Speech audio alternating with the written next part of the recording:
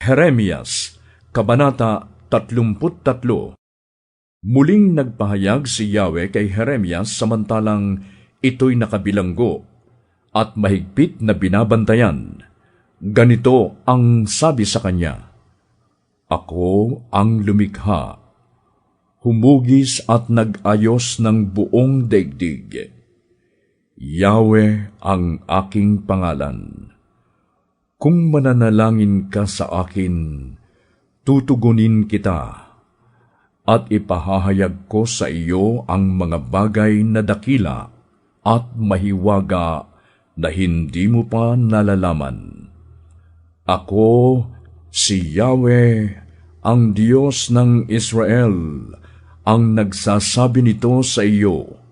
Gigibain ko ang mga bahay sa lungsod ng Jerusalem, at ang palasyo ng hari sa Huda upang gamiting tanggulan laban sa sumasalakay na mga hukbo ng Babilonya.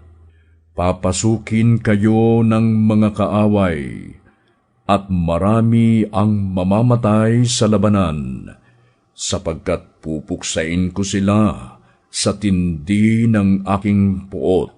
Itinakwil ko ang lungsod na ito dahil sa kanilang kasamaan. Ngunit pagagalingin ko silang muli. Hahanguin ko sa kahirapan ang Huda at Israel, at bibigyan sila ng kapayapaan at kasaganaan.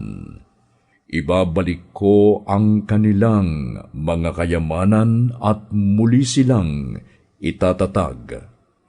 Lilinisin ko sila sa lahat nilang kasalanan at patatawarin sa kanilang paghihimagsik laban sa akin.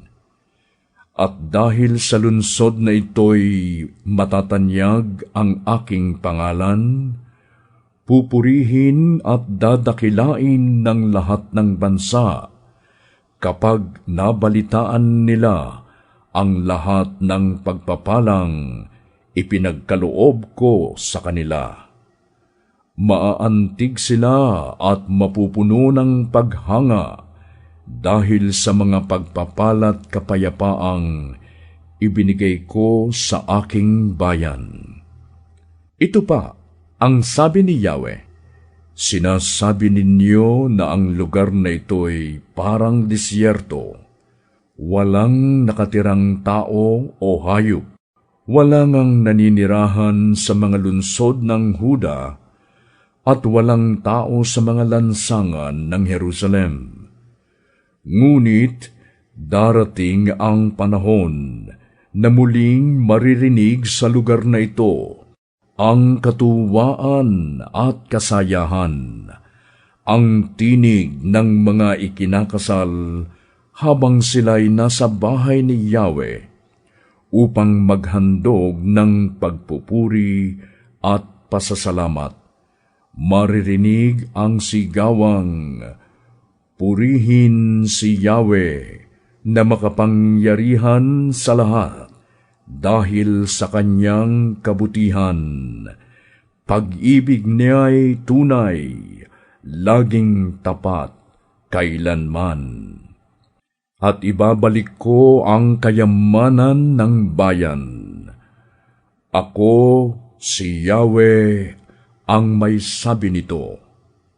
Ito ang sabi ni Yahweh, "Sa buong lupaing ito na walang pakinabang at walang nakatirang tao o hayop, muling magbabalik ang mga pastol, at payapang magsisikain ang kanilang mga kawan.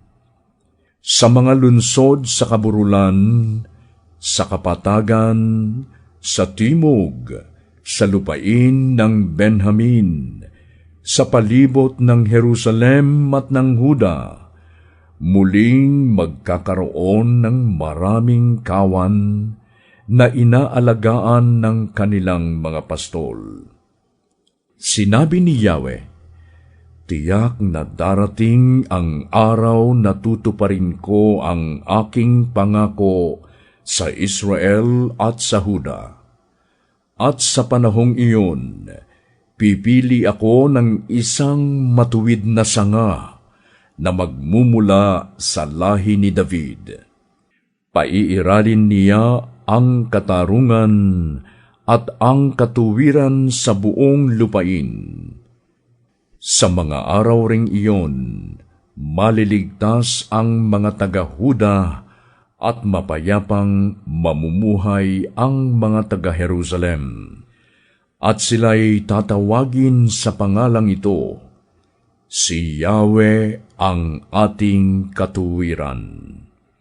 Si David ay hindi mawawalan ng kahalili sa trono ng bayang Israel. At mula sa lahi ni Levi, hindi kukulangin ng pari na mag-aalay sa akin ng mga handog na susunugin, handog na pagkaing butil, at iba pang mga handog sa lahat ng panahon. Sinabi ni Yahweh kay Jeremias, kung paanong hindi mababago ang batas na itinakda ko para sa araw at sa gabi, gayon din naman, hindi masisira ang aking pangako sa lingkod kong si David at sa mga Levita. Hindi mawawalan ng uupo sa trono mula sa kanyang lipi. Hindi rin mauubos ang mga pari sa lahi ni Levi, gaya ng hindi mabilang na bituin sa kalangitan at buhangin sa dagat. Gayon ko pararamihin ang mga inapo ng aking lingkod na si David at ng mga Levitang naglilingkod sa akin.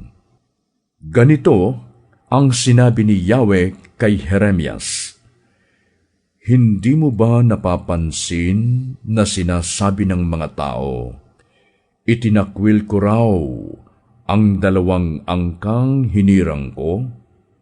Kaya hahamakin nila ang aking bayan at hindi na ituturing na isang bansa.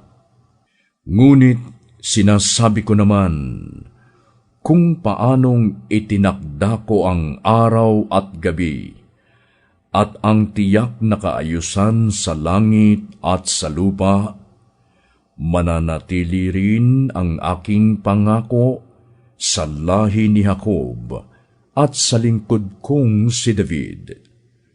Magmumula sa angkan ni David ang hihirangin kong maghahari sa lahi ni na Abraham, Isaac at Jacob. Ibabalik ko ang kanilang kayamanan at sila'y aking kahahabagan.